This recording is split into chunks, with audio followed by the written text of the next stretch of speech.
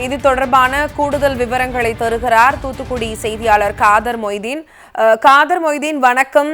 எந்த தொகுதினே தெரியாம வேற தொகுதிக்கு போய் தாவேக அமைச்சர் ஸ்ரீநாத் நன்றி தெரிவிச்சிருக்காரு. இந்த வீடியோ இப்போ சோசியல் மீடியால ட்ரெண்ட் ஆகிட்டு இருக்கு, வைரல் ஆகிட்டு இருக்கு. இது பத்தின கூடுதல் விவரங்கள் என்ன, அங்க என்ன நடந்தது?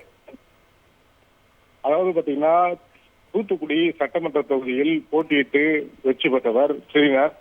இவர் தற்போது மீன்வளத்துறை அமைச்சராக உள்ளார். இதைத் தொடர்ந்து தூத்துக்குடி சட்டமன்ற தொகுதிக்கு உட்பட்ட பல்வேறு பகுதிகளில் போய் பொதுமக்களுக்கு நன்றி தெரிவித்து வருகிறார். இந்த நிலையில் தான் திருச்செந்தூர் சட்டமன்ற தொகுதிக்கு உட்பட்ட மீனவ கிராமமான புன்னக்காயல் கிராமத்திற்கும் அவர் நேற்று இரவு சென்று நன்றி தெரிவிக்க சென்றுள்ளார்.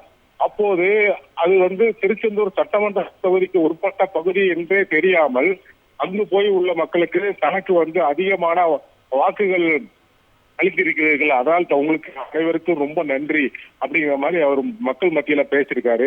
அதாவது ஒரு தொகுதியோட அந்த வரையறை என்கிறது, அதாவது தொகுதியுடைய பூகோள அமைப்பு கூட தெரியாம ஒருவர் சட்டமன்ற உறுப்பினராகவும் தற்போதைய அமைச்சராகவும் இருந்து வருகிறார் என்பது கேலிக்கூத்தாகி உள்ளது. இதுவும் பாத்தீங்கன்னா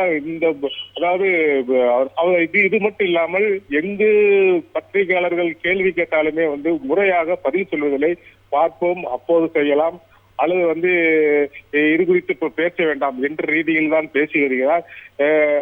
இது மட்டுமின்றி மக்களை எந்த விதமான சந்திப்புகள், அதாவது மக்களுடைய குறைகளை கேட்பது, அந்த மாதிரி விஷயங்கள் இதுவரைக்கும் எந்த எதுவுமே அவர் ஈடுபடவில்லை. மேலும் நான் ஒரு நடிகர் அப்படிங்கிற அந்த போர்வையிலே தான் இங்க சுற்றி வருகிறார். அதனால் இப்போ அது ஒரு அந்த வகையில் தான் புன்னக்காயல் கிராமத்திற்கும் சென்று அங்கு அந்த கிராமமே திருச்செந்தூர் சட்டமன்ற தொகுதிக்கு உட்பட்டது என்று தெரியாமல் அங்கு போயும் நன்றி தெரிவித்திருக்கிறார். இதுபோல் இந்த கேலிக்கூத்து சம்பவங்கள் தூத்துக்குடி மாவட்டத்துல தொடர்ந்த வண்ணம் உள்ளது. நன்றி காதர் மொய்தீன்.